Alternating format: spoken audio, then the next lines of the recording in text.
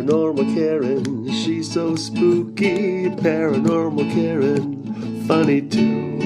Paranormal Karen, she's so spooky. Oh, and did I mention she's funny too? Yeah, cha-cha-cha. Hey, everybody, welcome to Paranormal Karen. I believe we're in November. What a wonderful show we have for you today. If I made it to Chicago, I would like to thank everyone that came to the show. I think I had a great time. I don't know, it's in the future. You all know I date behind. I have set my guest today kind of blew my mind. We're talking about kitchen witch recipes, but I have to tell you before I even bring her on, I have had kitchen witch books before, and I met Dawn through Instagram, and she sent me her book. And folks, hang on, this is like, it's so far beyond kitchen witch recipes, and now that I've met you, Dawn, I'm so excited. We're going to have a blast. I'm so excited. Yes, Dawn Hunt, and it's Cucina Aura. Say it for me correctly. Cucina Aurora Kitchen Witchery. And cucina means kitchen in Italian, which I am incredibly Italian. And Aurora means light. So it's kitchen of light, but it also means Dawn's kitchen because dawn means light. So there you go. And it's not just, I have the book, and you sent me the garlic protection oil. Oh my God. All right, before we even get to it, let's get to you. Tell me your background and what led you to write this book. Where is the witchery in your family? Did it just come up? How did it get here? My goodness. That's how much time do we have? Like I'll try to put it, first of all, thank you for having me, because this is outstanding. And like, I found you and I was like, I'm going to take this chance and I'm going to send you a message via Instagram, and maybe us two crazy ladies can like connect because I knew we were going to be like laughing our asses off the whole time. So I grew up, I was born and raised in New York. So if you hear my New York come out, please forgive me. I love it. And actually, a weird thing, I hope this is okay to say, you're in Amityville, New York, aren't you? No, but why would you think that, actually? That's interesting. Your phone number says Amityville, New York. Does it? No. My husband and I both grew up on Long Island, which is where Amityville is. But I grew up in Suffolk County, and he grew up in Nassau County, if you're familiar with Long Island at all. And now we live in New Hampshire, actually. So we're up here in New England, and it's beautiful, and everybody's nice. No one's trying to run you over with a car. It's a different change of pace from being in New York. But so I was born. Well, that's very interesting, because we had phone issues. We're 19 minutes in. We had phone issues, and Amityville, New York comes up. I don't know. I think we got some special energy here.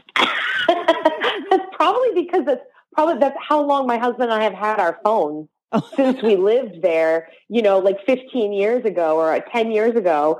And that's we probably bought our phones at a store in Amityville. That's probably what happened. And I know, made famous for the Amityville Horror House, which of course was something that as kids, right, all the kids in high school, you would go and you would drive by the horror house, because that was a real thing. Like that old movie, the Amityville Horror, was based off of real murders that happened in this real house that was like up the road from where my husband lived. So see, now, and we're already off topic, but I have to. I know. I'm sorry.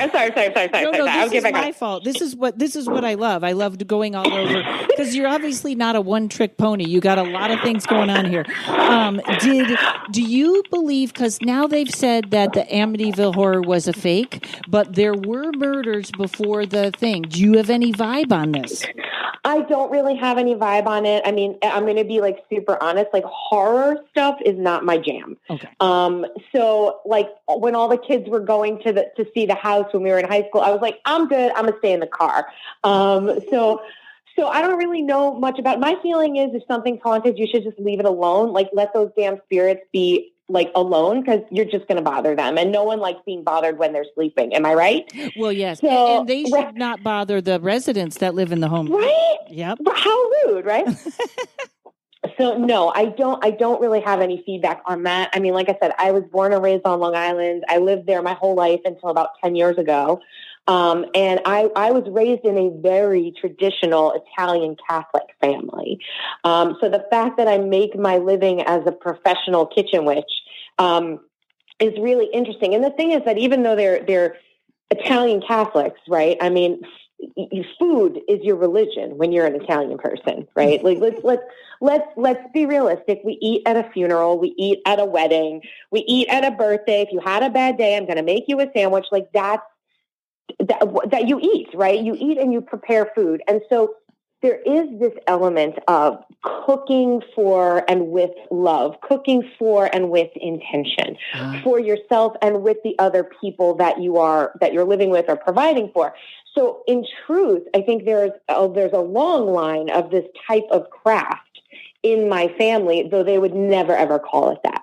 Oh, not absolutely. ever. And don't, I might be wrong, but wouldn't like a traditional Italian family have a lot of, should I say superstition or folklore in it? Evil eyes? Absolutely. Like okay. Absolutely. I mean, like you said, folklore, and specifically like in my family is very much around the ingredients and around the ritual of making the food a certain way. You know, you would be making fresh pasta or something like that, and it would be like, oh no, you don't whisk the eggs this way, you whisk the eggs that way. You don't use this spoon for soup. This spoon is only for tomato sauce, and you know what I mean. So like all these little intricacies of the rituals that the family put around making of the food, a sharing of the food, and even as you go to like gathering of the food, like if you're gathering food in the garden in the backyard, or you're going to the grocery store, to farmer's market, or whatever you're doing.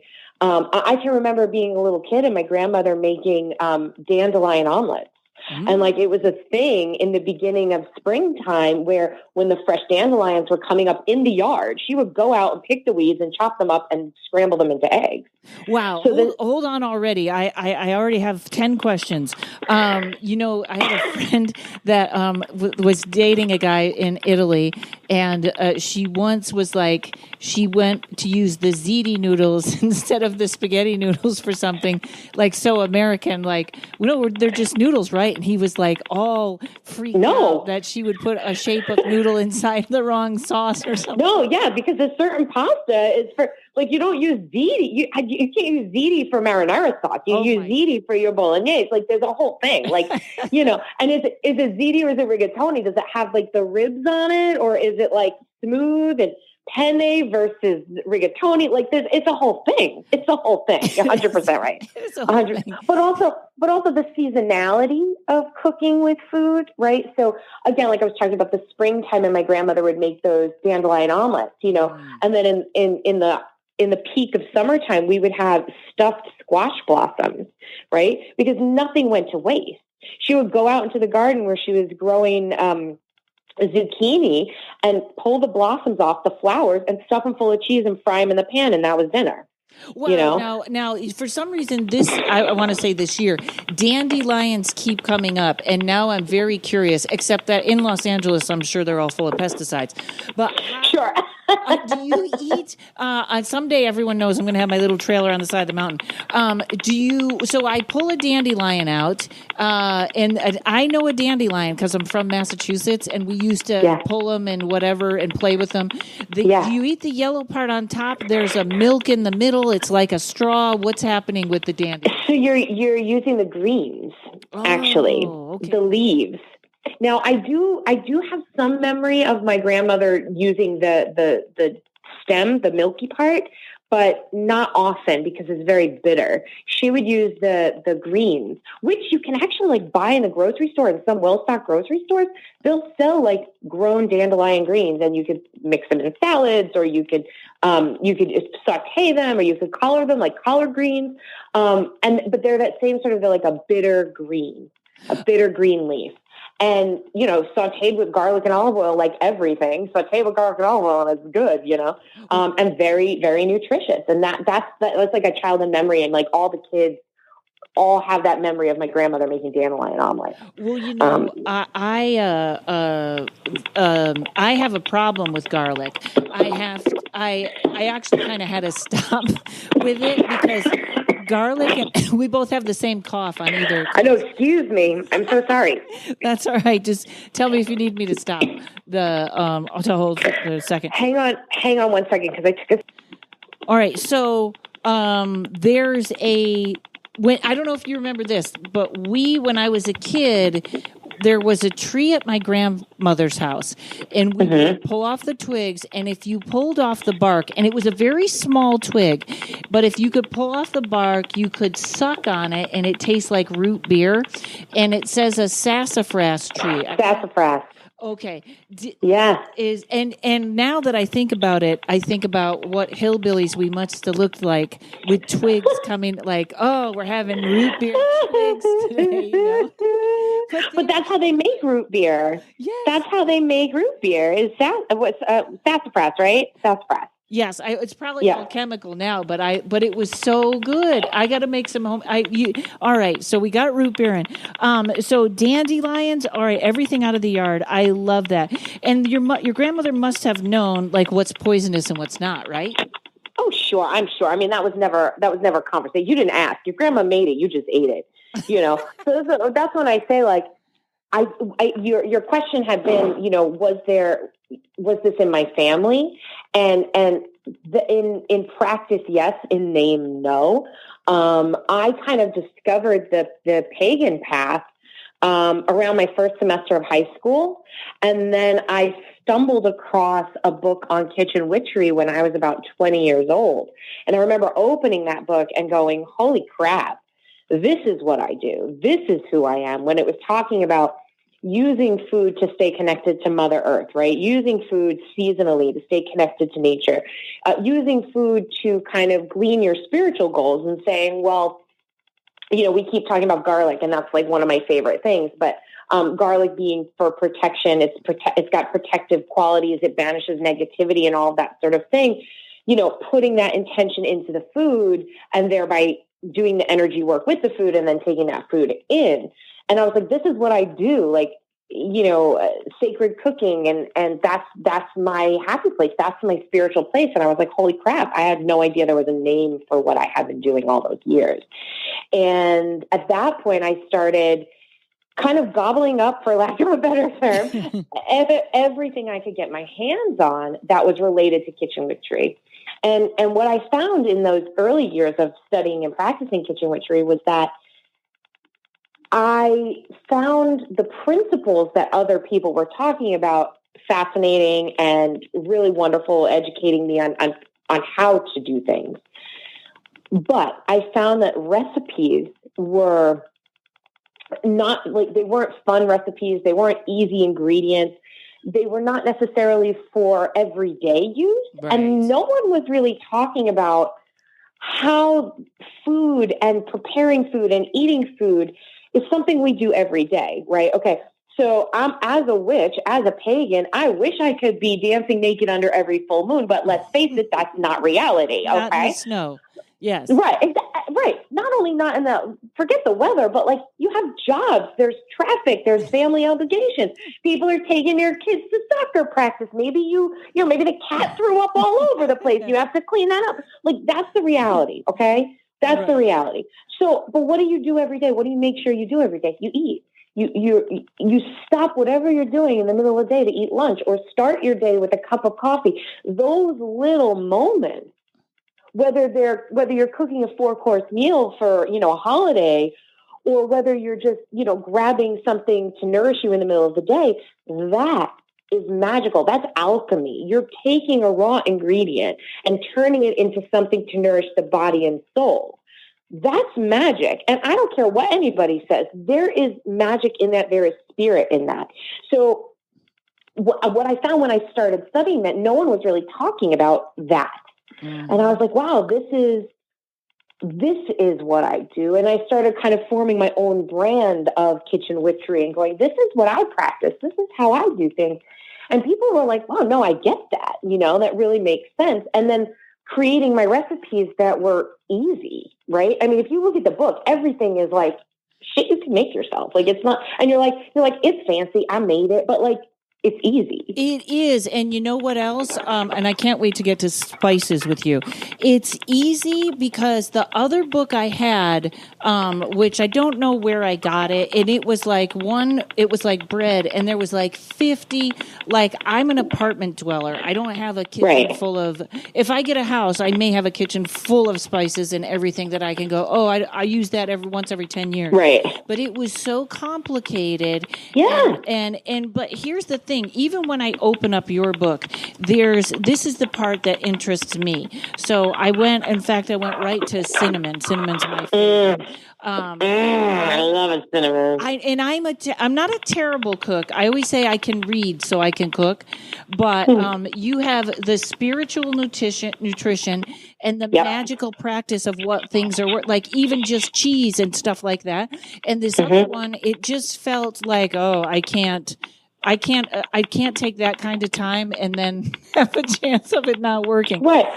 I'm going to make a weird segue. Oh, ignore that phone. Someone told me that, hang on. Okay, we're back. First of all, Dawn, you're an angel because, this has been happening. Maybe I always feel like I actually want to do a podcast on interruptions because, like, Jessa always says whenever I talk to Jessa Reed, she's like, watch when we start talking about stuff she goes, watch the Matrix get upset and fire engines and stuff. And the other podcast I did, the guy was like, we kept getting interrupted, and he goes, that means we're onto something. So we're on something here. And I'm going to get a little gross for a second, but everybody loves Angela Lovell that was on my podcast, and she's wonderful.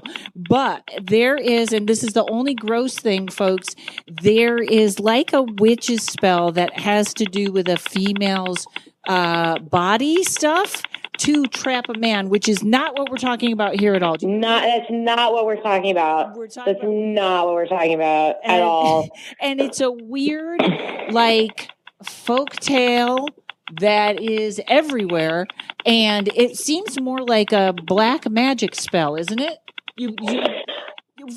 Puts her stuff in, let's just say I don't have my stuff anymore because I went past menopause, and something for a male, and if he consumes it, he's hers forever, right? Okay, so I don't buy that at all. Well, I hope not too, because you really don't, most men, you don't want them forever.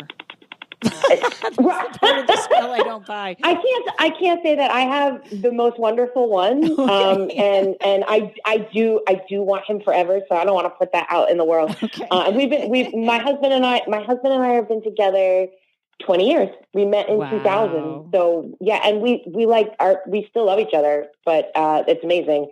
And everybody's like, why do you still love each other? I'm like, well, because we have sex. Like we have a great, like that's, not to get too personal, but then again, you read the book, so it's all in there. Yes. But one of what you're talking about in terms of doing something, so I don't want to use the term black magic or light magic or whatever. Okay. Right. And I say it flat out in the beginning of the book, and it's the most important thing. And I say it in every class I teach. I say it across the board, and I say it multiple times. There is no spell that can make or force someone to fall in love with you or feel a certain way about you. That is not how it works. And if you're doing something to force someone to do something, thereby taking away their free will, if you're putting energy out into the world that is to force someone to do something, you're taking away their choice. You're taking away their free will.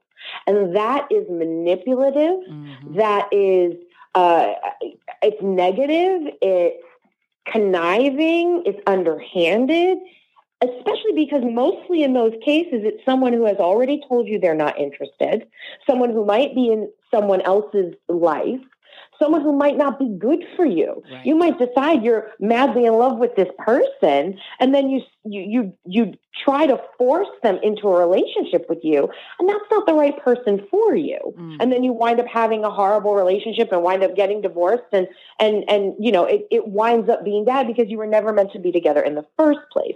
So what I talk about, and what almost every single person I know that practices any type of pagan craft or witchcraft or spiritual work or energy work, the first thing in the creed across the board is to harm none. Mm-hmm. Right? To harm none. We don't put energy out into the world to hurt people. Now, that doesn't necessarily mean that I don't go, hey, you're kind of an asshole. I hope karma hits you, in the ass because you chose to treat me poorly, or you've done bad things. I kind of go, you know what? That's what you're putting out in the world. That's going to come back to get you. That has nothing to do with me. I trust that what you're putting out is going to catch up with you, and I trust what I'm putting out is going to catch up with me. So back to the book, that first section of the book, is it broken up into thirds, is all about loving yourself. Mm-hmm. It's about treating yourself with love, respect, and compassion, right? Because we cannot attract other people into our lives. We're not going to attract the right people into our lives if we're vibrating at a low frequency. If we're treating ourselves like garbage, there's no reason for someone to come in and treat us like, wonderful. Exactly. They're going to go, oh, you treat you like garbage? Great. I can treat you like garbage. And people need to put that, this is a weird, and even I do this, and I'm in a really good transformation right now. I talk to a lot of people that when, let's say I am attracted to someone and I like someone, and the fantasy plays out in my head, and the fantasy always plays out with him leaving me.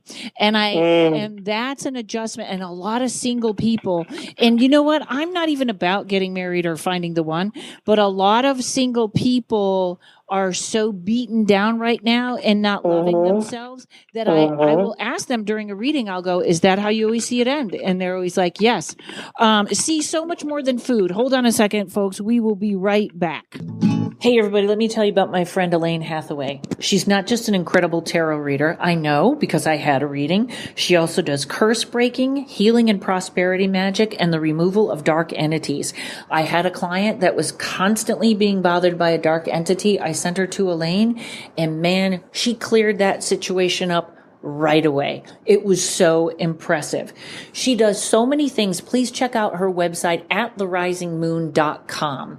There you can click on her YouTube channel and take a look at her, because you're going to feel like curse breaking and the removal of dark entities. This is a little old woman sitting in the corner of the room with a hood and a cape. No, she is the loveliest person. She does so many things other than tarot. Please check out her website at therisingmoon.com. You can also hear her October 23rd on this show at therisingmoon.com. All your paranormal and metaphysical needs will be met there. All right, we're back, folks. We cleared that up. I grossed everyone out right in the beginning, and now we're no, but you wanted to talk about cinnamon. You brought up cinnamon, and we never got to it. I did, and I'm vegan, so I can make adjustments to these things. Correct? Oh yeah, absolutely, and that's something that I work really hard on. So I have a gluten allergy, a pretty severe gluten allergy. So most of the recipes in the book, like there's a little disclaimer in the beginning that's like, if you want to make these recipes gluten-free, here are your good substitutes for that. And of course, you can totally adjust these recipes to be vegan. And there are actually a lot of vegan recipes. Mm-hmm. When you break things down, there's a lemon ginger tonic, and there's an Earl Grey marmalade, and those things are inherently vegan. Yeah. So, and there's plenty of, for anybody, Vegenaise is a perfect mayonnaise. And right. The other one is, what's the one I love? Earth Balance Butter. You know what's funny? Do you think that you have a gluten allergy because of your vibration, not because of your body? Like you've taken on this kind of whole, I don't know if I'd say holistic, but this energetic food thing that gluten in there almost like attacks your energy, and then it comes out as an allergy. Can I tell you, I've never, ever thought about it that way.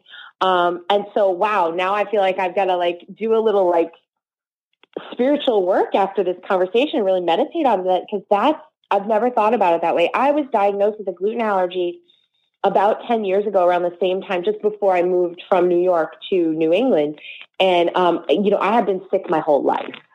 And I had no idea why. I was always that kid with a sensitive stomach, you know, and no one could figure out why, right?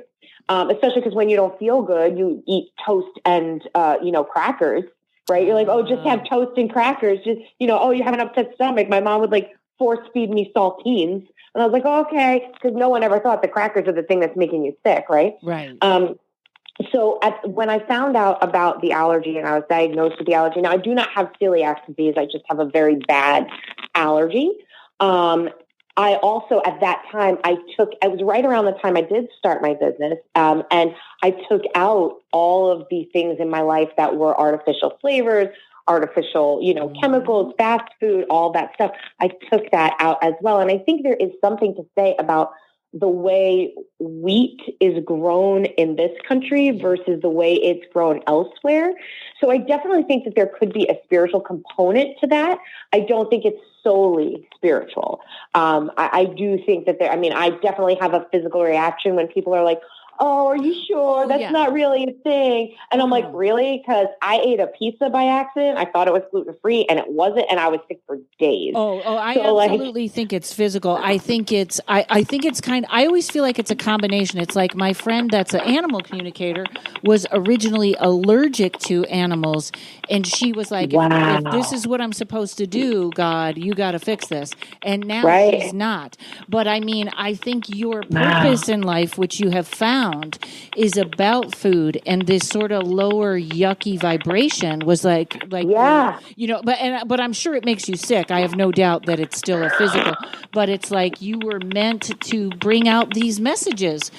I never thought about it that way, Karen. Never thought about it on a vibrational level, which is crazy because that's the space I live in. But I never thought about like that. But I think that's totally true. Yeah, right? Because if we're going to vibe high, it has to be everything. Right. And especially you, because food is your thing. Like I come from people that could eat dirt all day and we'd be fine.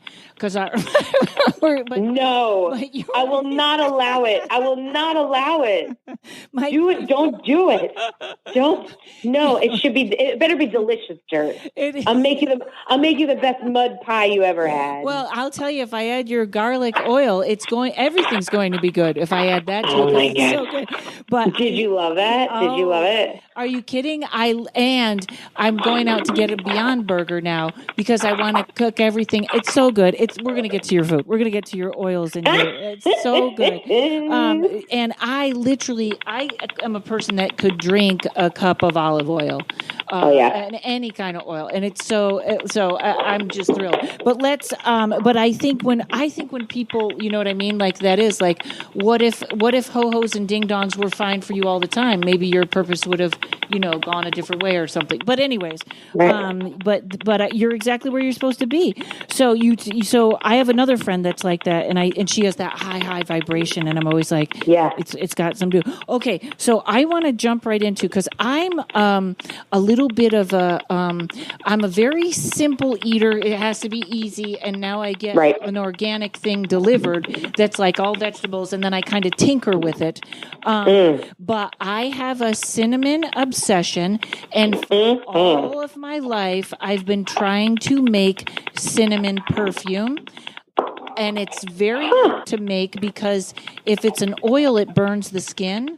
And it's very hard to find. You have to mix it with vanilla. There's 3 bottles of cinnamon perfume being made. My neighbor gave me some tips, which was do it in witch hazel and then put it in, what's it called? Aloe vera.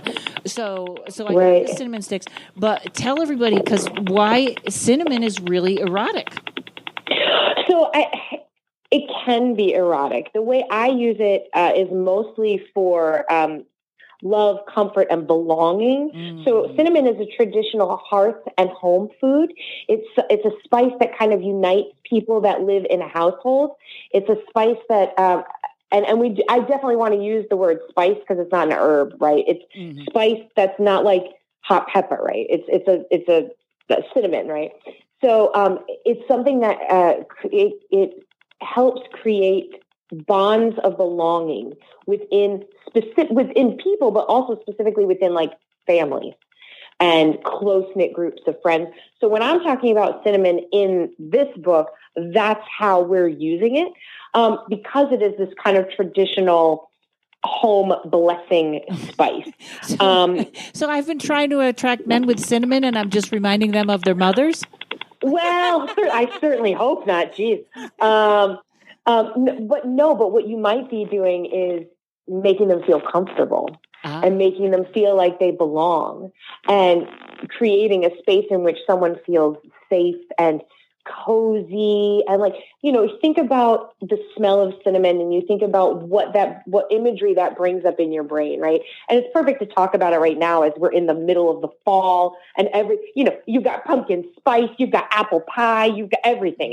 Cinnamon. I'm putting cinnamon in my coffee. I'm making cinnamon bread. I'm putting cinnamon raisin toast, like everything, right? I am also obsessed with cinnamon, but I tend to become more obsessed with it in the fall months, just like everyone else. Right. That feeling you get when you smell cinnamon, how the visuals of it, you think of like warm fires, cups of tea, bundling in blankets, the smell of a home, like it's a very homey smell. When you think about an apple pie baking, that the combination of the apples and the cinnamon, that feeling is the energy of cinnamon, comfort, belonging, home. Right? Yeah. So if you're using it in terms of attracting a mate or relationships, whether or not they're romantic, right? Mm-hmm. What you're creating is an environment and energy, a vibration of comfort and belonging. And who isn't attracted to someone who makes them feel like they belong? Maybe that's it, because I stumbled upon it, and I love gum. I'm a gum, I chew gum, and my friend Brian is always like, "Gum is dumb. Gum is dumb. Don't chew gum." No, but cinnamon gum, like Big Red, that's the best. It literally makes my mouth water to think about it. I chew Big Red. Big Red should make a perfume, because I've been chewing Big Red and have men come at my mouth like, "Wow, that smells amazing." Yeah. Right? You're gonna smell. If you remember those big the Red Hots, or like the I know when I was growing up, there were these things they called them like atomic bombs is what they called them, or something like that. And there were these giant hot balls. I mean, I wasn't gonna say hot balls, but no pun intended. Yes, I know pun totally intended, because who doesn't want to put hot balls in their mouth? So. And then apparently they make you smell great, right? Yes. But that's what you're gonna have this perfume, and some guy's gonna come up to you and be like, "Karen, you smell like hot balls." Like that's not. I mean, that could be a good thing. It just depends on what you're trying to attract. I know. Always I love it. What is that's the greatest smell ever? I'm like, it's Big Red. All right, it's hot balls. So that's actually, maybe that is what I want. I want them to feel comfortable enough to be around me. So, and I'm going to jump right from cinnamon to vanilla. Vanilla. Okay. Which, by the way, and this is a little ghosty thing. People know that have listened. You got ghost activity. You don't burn vanilla because it activates. It's a sweet smell, and it activates paranormal activity. You want to go with a lavender, which, by the way, then we got to talk about lavender because I'm still weirded out about eating lavender. It's the best. It's the best. And anise. We're going to talk about lavender and anise. Yes. And because these are all tools around your house. Anise cleared out all the ghost activity in my apartment as an incense. Really? Yeah. But vanilla is, here's the thing. I think I'm like a child because my friend wants me in rose oils and rose smells, but I like smelling like a cookie. Like they right? I want to be cinnamon. Yes. I want to be a cookie. Yes. Bath and Body Works has a vanilla that I don't know why they can't get that vanilla or that cinnamon as a perfume. It's either a lotion or something. But what is vanilla? What is the feeling of vanilla? Vanilla is romantic. It's sensual. It is desire. Absolutely. Vanilla, sensual desire. It's funny because I don't really get. Vanilla is one of those things I didn't get too much in the book because I was focusing more on like chocolate and pomegranates and stuff like that. right? But vanilla, because you're talking about sense, you're really sensory. But vanilla is definitely a very sultry smell, and that translates to using it in a culinary way for kitchen witchery, right? So most people don't really think about vanilla as being something in their food that is very sexy or whatever. You think about the smell of it, vanilla candles and so on, but you don't really think about it in terms of food. And let me tell you this, I am much more of a vanilla person than I am a chocolate person. Like if I would rather have vanilla ice cream with like fruit on it. I would rather have vanilla cookies with a little cinnamon. I can leave the chocolate chips. That doesn't interest me, Vanilla's amazing. But yeah, right?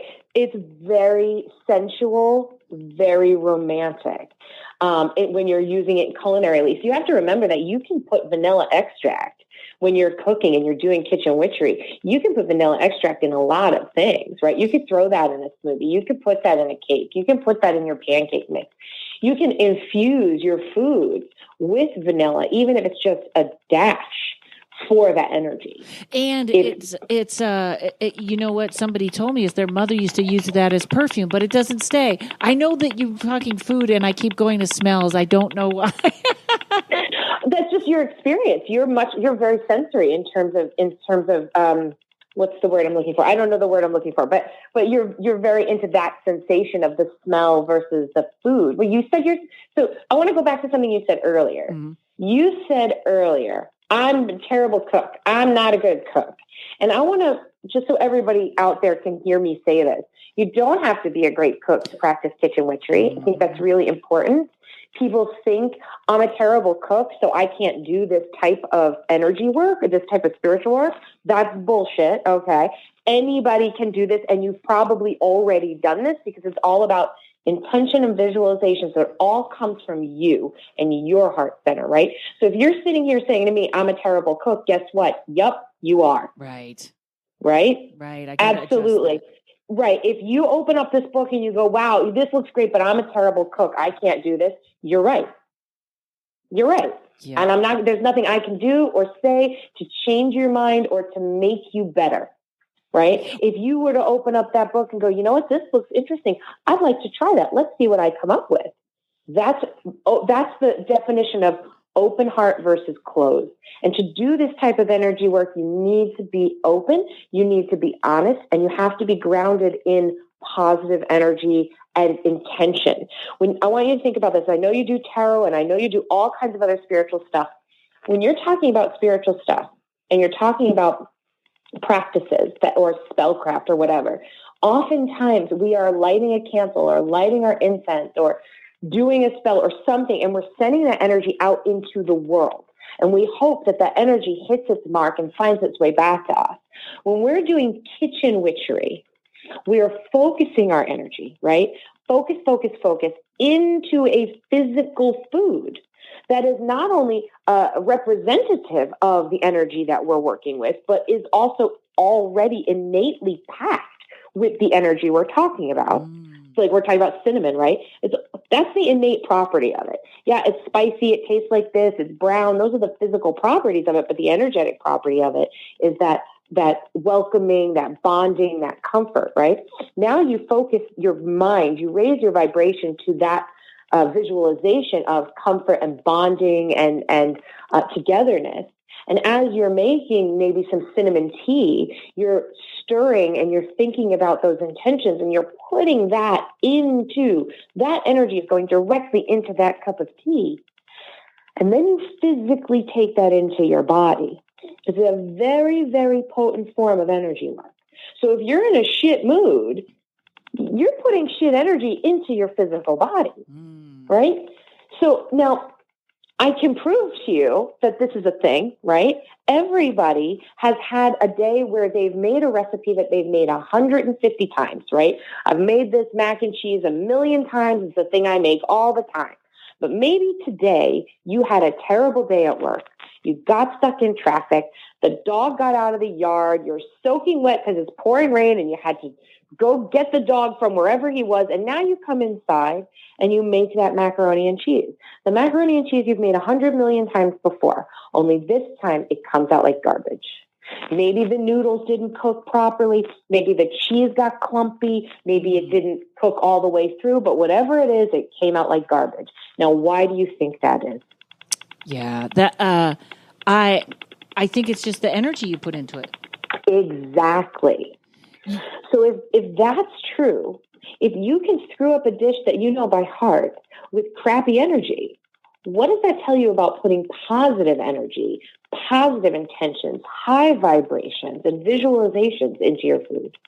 It's not only going to be delicious, but it's also going to be packed with that energy, which is why we do like visualization meditation techniques around our olive oils that we make at Cucina Aurora. So it's all tied in together. It's not one thing or the other. Everything comes from you, the self, which is why, going back to the beginning, we start with loving the self and our self-talk. That self-talk of, I'm a terrible cook. or like you said, you do a reading and everybody's like, oh, he's going to leave me. Well, if that's what you think, yeah, probably.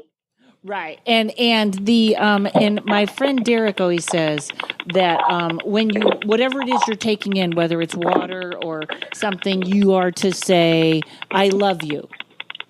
And that infuses or gets whatever you're eating or taking in on your vibration. It almost is interesting because it makes me want to make sure I'm listening to the right music when I'm cooking. You know what I mean? Yeah. Like I have the news on, and that's probably no. God, no. Oh, God, no. Listen, just don't listen to the news at all. Period. Just don't edit. It's a shit show. It's from start to finish. Like I get what I need in 5 minutes. I'm like, great.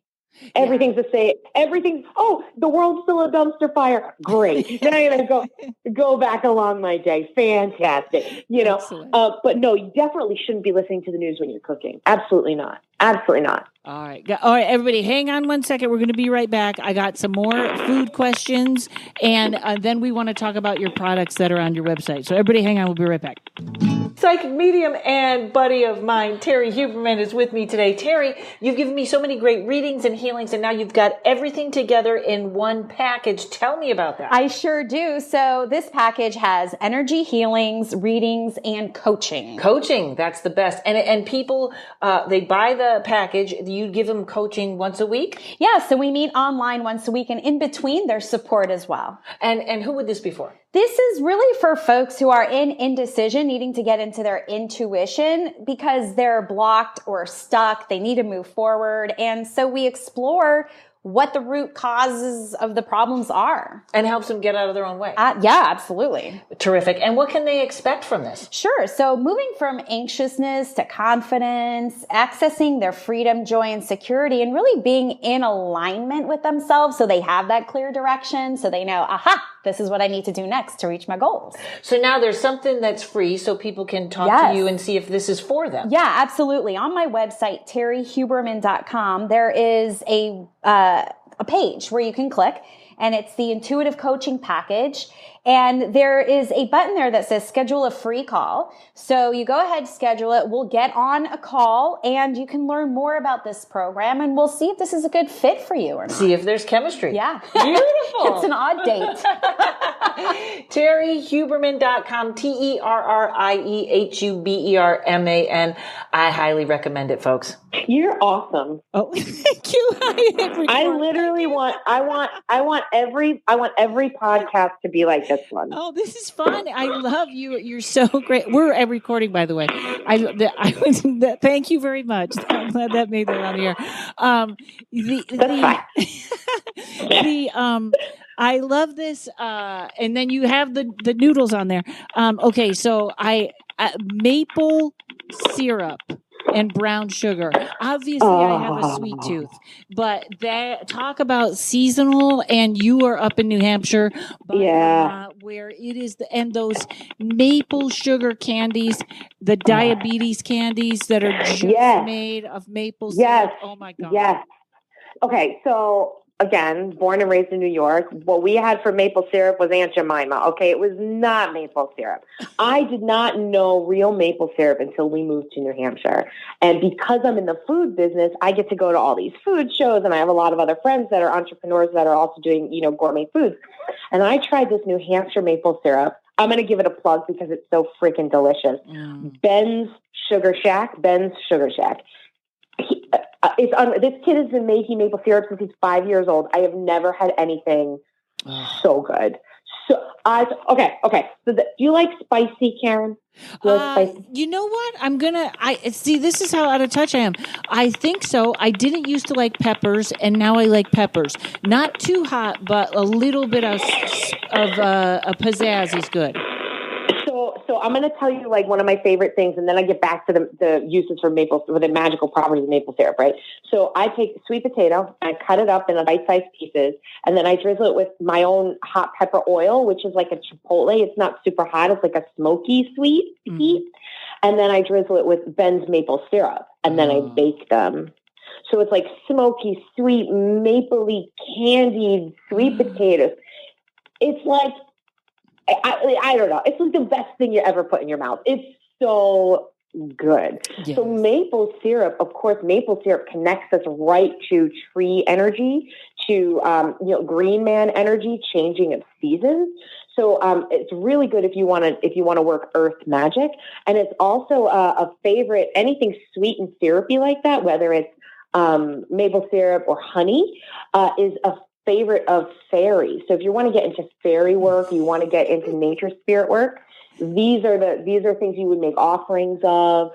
You can make honey cakes or maple cakes or things like that and put them out for the nature spirit. So they're really connective in terms of that. And they're also sensual goddess as well. So the idea of creation and recreation is kind of also hidden down in the energies of these foods. Specifically hopefully I'm taping a special about, or I think I'm taping a special. Hopefully I got it done last week when I was in Chicago I had a fairy haunting that wasn't good. And then since talking to you and Chris, I've been a little easier on fairies, but it's like everything it's like, no wonder I had a fairy trouble. I'm all maple and sugar and no wonder. Oh, they must be all over you. I know. All right. So now talk me into lavender. Oh, lavender. So I have to be honest with you. I as a witch, I didn't really get into lavender in terms of like burning and sachets and that sort of thing until maybe 6 years ago or so, maybe 7 years ago. It wasn't my go-to like burning herb or anything like that. I don't know. I guess I was at a point in my life where I didn't feel like I needed peace. I didn't feel like I needed that sort of calming, soothing, I didn't get that. I was like on 100 miles an hour all the time. Mm-hmm. And as I've gotten older, I've gone, wow, you know what? I do need this. I need it for that peaceful, grounding, almost like a lulling, like a cradling feeling. So lavender is very relaxing, as we know. That's really what it's used for oftentimes when it comes to scents, right? Lavender baths and things like that. It is meant for relaxing and calming and soothing. And of course, it carries those same energies through into the culinary aspects of the kitchen witchery as well. So the thing about eating lavender or cooking with lavender, and of course, we were talking again about flowers, and you mentioned roses before. Organic roses are edible, right? So those rose petals are totally edible, and they can be used to make syrups and honeys and jams and things like that, just like lavender flowers. I love eating lavender things, but it has to be done for me, and this is my own personal preference. Okay. It has to be done in your proportions have to be correct, right? So I like lavender accompanied by things like citrus. right? So I love like an orange cake with a lavender glaze. I actually have a summer flavor. I shouldn't even tell you because it's not out right now. It'll come back out in olive oil. It'll come back out in like March. It's a spring, summer seasonal olive oil, and it's lavender and orange. And that sounds crazy, but it's heavy on the orange, light on the lavender. And that lavender just gives it sort of this light floral note, but it's not sweet. It doesn't taste like soap. And everybody's like, eating lavender tastes like soap. It doesn't have to taste like soap if you make it properly. You just have to ease up on it, because what happens with lavender is when you heat it, so if you make it into a tea or you roast potatoes with the lavender oil like I do, that lavender sort of blooms, and you get a little bit more of that flavor when it heats up. So you have to make sure that you're not just dousing something in lavender, or it will taste like soap. But I've got a lavender honey and lavender infused honey in the book, and it's outstanding. And again, it's just a hint of lavender. And I don't know, to me, it gives me that soothing kind of like chill out, you know? Right. And I'm a really good cook, but I have to tell you, did you see how I slipped that in? Yes, good for you. Proud of you. This is the beauty of a chef or I would say a chef. I'll call you a chef. Is that balance of sweet and sour. I remember once sitting with my boyfriend, and I would eat spoonfuls of honey. And he was like, too much. And I was like, I am always too much. So it makes sense that I would eat spoonfuls of honey. But it's that balance that makes everything that's just wonderful. Have you thought about teaching online classes? I have actually. I usually teach in-person classes, but obviously that's not something that we can do now. And I would like to clarify, I am not a chef. I am not trained. I am not a trained chef. I'm not a trained nutritionist. What I know is basically based off of my own educating myself and like what grandma taught me in the kitchen. So if you want to call me a chef, that's fine. But I consider it an insult to real chefs. Oh, you're so funny. That's right. Well, that's like how real chefs. I feel about actors, which is I could act. I could be a comedian that acts, but I wouldn't insult actors by calling myself an actor. You know what I mean? And so many actors become comedians. They get on stage once and they're like, I'm a comedian. And I'm like, no. I worked 10 years before I even took that title. You're an actor. Right. So I love the respect that you show there. Okay. Now I hope I'm not throwing a curve here, because my favorite spice is dillweed. Really? Wow, you are fairy energy like crazy. Oh my God, that's hysterical. Oh my God. So I do. Well, you would ask me if I ever thought about teaching classes online. Okay. Yes, and we'll get back to dillweed. But I usually teach classes in person. Obviously, I can't do that now. And I am teaching a few classes online that are sponsored through shops that I should have been at. So you pay them $5 and they send you a code for a private Zoom class of that I'm teaching. But one of the classes you taught in the past is called Fairies' Favorite Foods. And it's all about cooking with and for the fairies and the nature spirits and all of that. And dillweed is right up on the top of that list in terms of herbs. Wow. So holy crap, lady, you've got your maple and your honey and your dill and your sugar and I mean, come on. You you wonder, let me ask you something. Do you have does shit go missing in your house all the time? Not too much anymore. I really had hopefully my special will be out and you can laugh and see what happened. Somebody came over and was just like, hey, who wants to do a fairy spell? And we were all like, whatever. And we should not have been like, whatever. We should have kind of asked more questions. But they're not all nice. They're not all nice. No. And this is so crazy, but I have skeleton keys all over my house because I know they don't like metal. Mm-hmm. But it's probably much more friendlier, and I'm like the crazy lady that they're like, just stay away from her, she's nuts. But I can't, maybe things have gone missing. I don't think so, but I'm going to pull a don't think so there. Have you done any food offerings? I haven't, and I had a fairy lady on that said I should just leave something, and I probably will. I think I will, and because my friend that actually the thing got attached to me, and then we removed it. This is so such Yeah. And he was a little bit like, maybe just leave everything alone if it's quiet. Yeah, and you know what? You can leave an offering as an offering, not as to get rid of, but you can address. At least, again, I'm an expert in what I do, not an expert in what other people do. So if you have people that know more about fairies than I do, by all means, listen to them and not me. Well, Chris said the same thing. Chris Penzak gave me a little, and it sounds much safer because you're not making a deal. We were making a deal. No, yeah. See, I shy away from anything like that, and I would go, okay, look, here's some milk and honey. Here's some, strawberries. Here's some maple candies.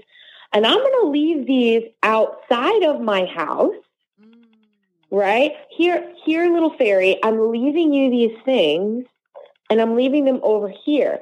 I respect you. Thank you for coming. I enjoy that you haven't stolen my keys lately. I really appreciate you. Thank you. Here's some stuff. If you continue to behave, I'll give you more stuff.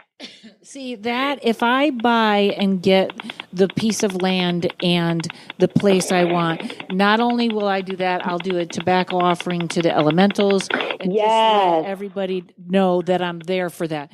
And in my apartment, apartment buildings are so, things come from one to the other. They move around. It's not even your own problem. So, and I kind of even with apartment, it's home, but I don't know if I've ever had a home. But anyways, we're way off on topic. But I know. I'm sorry. We got dillweed is a family. Okay. Oh yeah. All fairies, all that sort of energy, mischief. So, life of the party, mischief maker, that's dill. So if they only put a little bit in things, you can very easily overpower things. So, I love dill, but it's always tertiary to whatever it is that I'm doing, right? So if I'm going to make some sort of a fish with a dill mustard, and again, I probably should think of something vegan to give you, a vegan idea, but that's the first thing that comes to mind is I'll make a mustard and I'll add some dill and some garlic and slather that on some salmon and roast it up.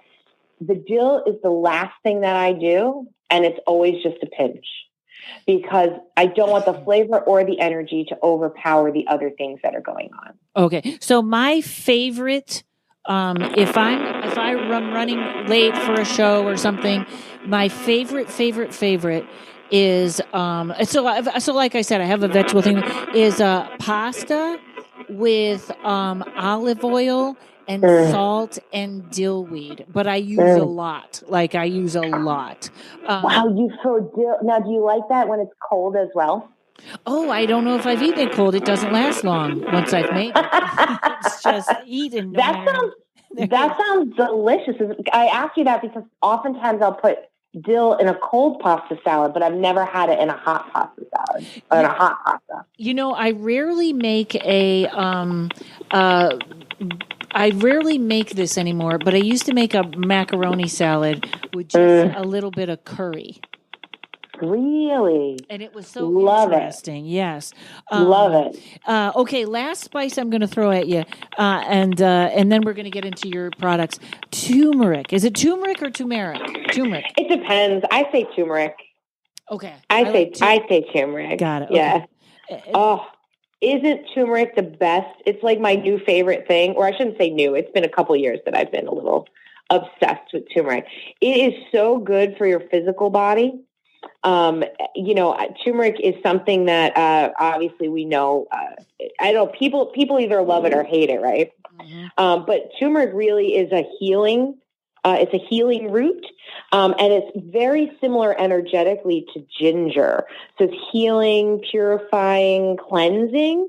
But because it's a root, it also has some grounding properties as well. So anything that is a root, right, whether it's a potato, which is a tuber, that's a root vegetable, or something like this that we would consider a spice. If it's a root, it has grounding properties of different aspects.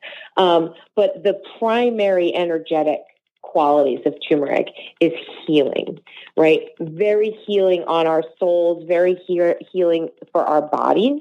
So this is something that's wonderful to, like I said, mix into a tea, make a broth out of this, shave it into a curry dish, which is so delicious. The thing about turmeric, if you're using fresh turmeric, is make sure you wear gloves because it will stain your fingers. Oh, yeah. You'll have like yellow hands for the rest of the day. But I love it.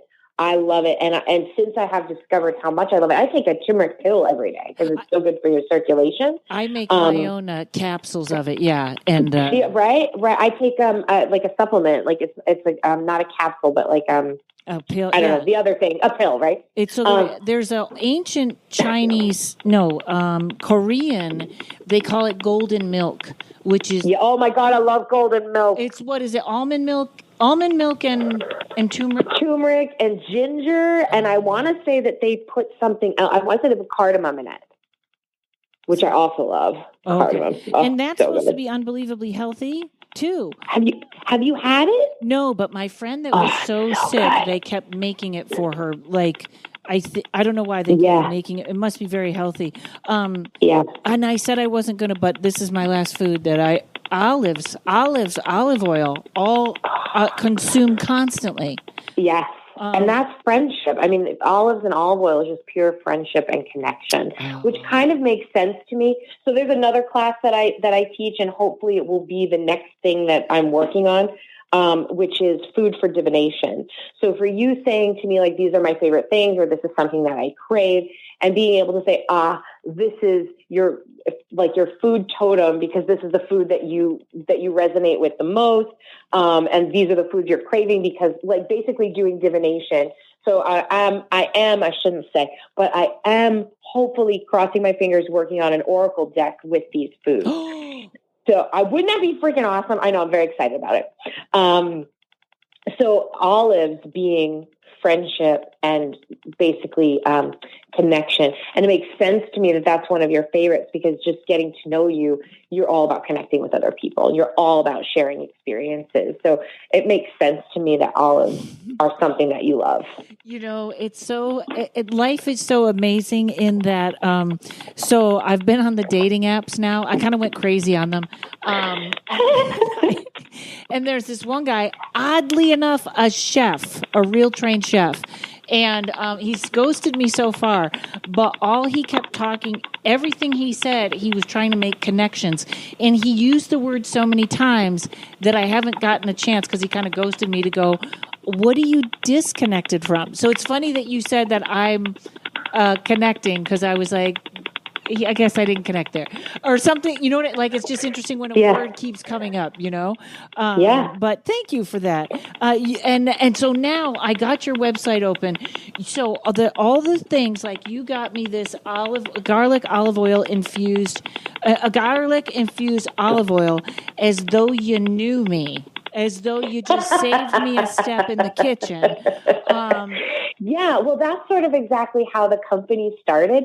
So, you know, it sort of like happened at the same time where I was making these olive oils and started teaching kitchen witchery classes at the same time, right? So basically the products are meant, like we talked about in the beginning, how food and kitchen magic is something you do all the time. So I make these olive oils. Now, thank goodness I have help. It used to just be me, but now, thank goodness it's more than me just making them. We have an amazing team. And what we do is we do visualization and meditation techniques as we are mixing these herbs and spices. So the oil itself is imported from Tuscany, Italy, specifically southern Tuscany.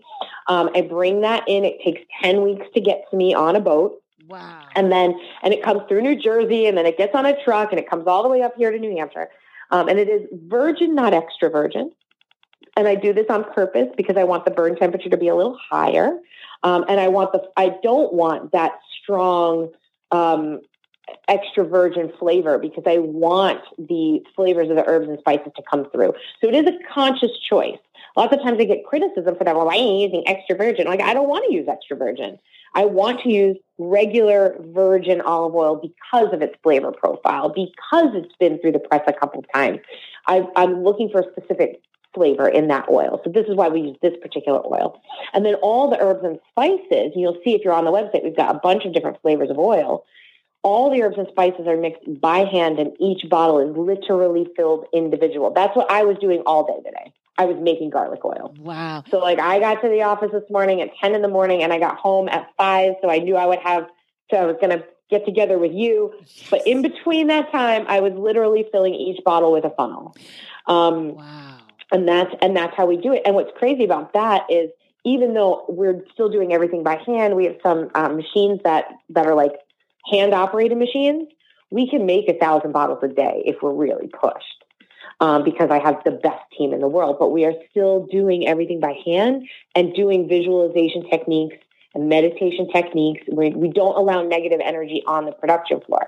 So in our warehouse, we actually have a meditation room. And if you're in a crap mood, I will pull you off the floor and stick you in the meditation room. Oh, all jobs should be like this. Right? I would like clear your head, and not for nothing, but my team has done it to me on many occasions. They'd be like, you had a fight with your mom, get off the production floor. You cannot be here. And like, oh, fine.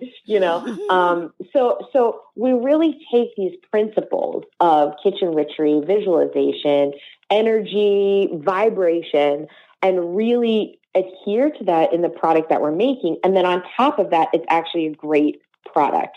So it's delicious. It's easy to use. And I feel very grateful because I'm in a position, like you're in a position, to kind of be this sort of wacky, witchy person, but also take my ideas and my products to the mainstream so that, like, Susie's soccer mom sees this olive oil in Whole Foods and she's like, oh my God, cooking with love. Love is the first ingredient on this bottle. That's awesome. I get it.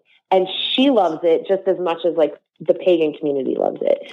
So I'm very, very lucky, and I'm very grateful that I have kind of at this point, built a company where everybody can just kind of be themselves, and we can kind of keep doing what we're doing in terms of the spiritual nutrition side of things, but we can also create products that people really love and they use all the time, and they make their lives better, and easier. Like you said, like as if I knew you. Like people email me like all the time and they're like, oh my God, I use your olive oil on everything. And I'm like, that's amazing to me. Like, I can't believe that somebody like is using this thing that I made every day. Like that's easily. It's insane, right? Like easily. It's amazing. I'm so grateful. And there's like a sage one now, or is that so that yes. so that's just now. That one goes away. Just now. It came out last week. Yeah. All right. I gotta get that's what I'm sending my sister. Okay. And real quick, tell me about the Rositi boxes. There's a subscription and you build your own. What's going on there? Okay, so we have 2 subscriptions. The first one is any 3 oils, and you can pick whatever 3 you want, and they get shipped to you automatically every 2 months. I think it's every 60 days. So that's great because we find that people go through them really fast because they, like I said, they're using them all the time. So you can pick, you want 3 garlic oils every 2 months, there you go. If you want 3 different ones, whatever. And then we do have risotto. And the risotto mixes are really great. Karen, you would love them because they are vegan. And if I had known you were vegan, I would have sent you one in that package that I sent you. They're vegan and gluten-free inherently, right? All you do is add a little olive oil and water, and you get, in 20 minutes, you get perfect Italian risotto, which is kind of a big deal because risotto from scratch is really hard to make. Not hard, labor intensive. Like you always have to be stirring and stirring and stirring. It takes a really long time. But the way I've done mine is they simmer for 20 minutes, you stir them once or twice, and then they're done. And we have 3 everyday flavors, which is the garlic, the mushroom, and the vegetable. And then right now, the seasonal risotto is the sweet potato and sage. And the oils, we have 5 that are everyday flavors. The roasted garlic, that's the one you have. And then we have rosemary, which is my favorite. Sun-dried tomato and basil, which kind of tastes like pesto. The hot pepper, the one I was telling you about before, which is a smoky sweet chipotle, and then the zesty lemon. And they're all great for different things, and you can roast or fry or saute. There's just a lot you can do with them. I mean, if I'm being honest, I have a box of, literally a box of 12 empty bottles that I'm looking at right now because I've gone through them in the last couple of months. Wow. Yeah, because listen, this company started because I was making these olive oils and my husband was like, those are delicious. You should sell them. That's what happened. I got the opportunity to talk on kitchen witchery at a local little event when we were living in New York. And I was like, well, okay. And they said, well, we can't pay you for your time, but we can give you like a free table to vend whatever you want. And I was like, well, I don't make anything. Like, I'm not making jewelry or soap. Like, that's not me. I'm not crafty. And my husband was like, those olive oils you make are really good. You should sell those. And so I made a bunch of them and I sold them and everybody loved them. And I was like, maybe this is a business I should do. Yes. And that's literally how that happened. And that's like maybe 10 or 11 years ago, 12 years ago at this point. So these were things that I made for myself. So like, I still make them and eat them and use them. And, you brush that garlic oil on a pizza crust. Forget about it. Yeah. Forget about it. It's outrageous. Yes. And the mixtures, the veggie dill mix, the chocolate and dessert. Oh my God. You would love that veggie dill. So those are all made to be like dips or spreads. So you mix them with either cream cheese or sour cream, or like you said, like a veganaise. You can make like a garlic aioli with the veganaise. Use the garlic one. Super delicious. But they're dry powder mixes. So you could sprinkle them into like chicken salad. You could put them in breadcrumbs. I use the garlic in my mashed potatoes. So I just sprinkle it right in my mashed potatoes for garlic mash. It's so good. Good. So now that we've made everyone so hungry, yes, let's tell them where they can find you, Dawn, and where they can get this fantastic book. Well, thank you so much. The website is cucinaaurora.com. That's CUCINA, Cucina, Aurora, AURORA.com. You can follow me on Facebook at Cucina Aurora. You can follow me on Instagram at Cucina Aurora. And I also have a YouTube channel where I've got little tidbits on spiritual nutrition, like we've been talking about, a little bit of a blog about my process in writing the book and how I got there. And that's a YouTube at Cucina Aurora as well. So everything is at Cucina Aurora, and you can always send me a message through the website and ask me questions. I'm pretty available. Yes, and also, folks, obviously it's Cucina Aurora is in the show notes. Dawn, it's so nice to meet you. This was You wonderful. are awesome. You're just like my new best friend. I hope we can do this again. Like, I'm going to have to write another book just so you'll have me on. Absolutely. And I've already, while we're talking, filled my cart on your website. So, oh, you're so sweet. Thank you. And I'm starving because I'm here on the East Coast, and it's 7:30 where I am, and I know my husband has made me a bucket of pasta and like meat ragu, and I can't wait to eat it. All right, I'm going to let you go to husband that you love. Folks, thanks for tuning in. Thanks to Mike at Uno Rising Media. If you can leave me 5 stars or whatever happens there, I would appreciate it. Have a great day, everybody.